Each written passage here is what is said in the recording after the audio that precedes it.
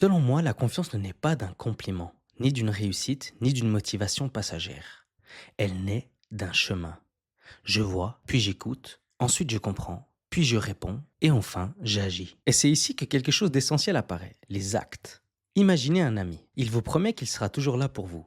Une fois, deux fois, 10 fois, mais il ne vient jamais. Lui feriez-vous confiance? Bien sûr que non. Pourquoi? Parce que les paroles ne suffisent pas. Nous avons besoin de preuves. Et ici, il y a un décalage net entre ces paroles et ces actes. Maintenant, faisons exactement la même chose avec nous-mêmes.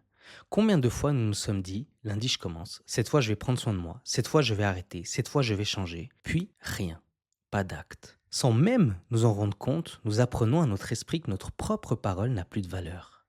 Et lorsqu'un être ne croit plus en sa propre parole, comment pourrait-il avoir confiance en lui? À l'inverse, une petite promesse tenue, puis une deuxième, puis une troisième, puis une quatrième.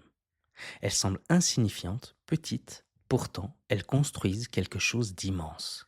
Elles créent une preuve, et cette preuve dit doucement: tu peux compter sur moi. Voilà pourquoi je ne crois pas que la confiance en soi apparaisse du jour au lendemain. Je crois qu'elle se construit exactement comme une relation entre deux êtres humains.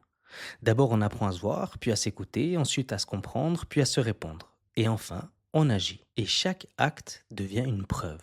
Une preuve que notre parole a de la valeur. Une preuve que nous sommes présents. Une preuve que nous pouvons compter sur nous-mêmes.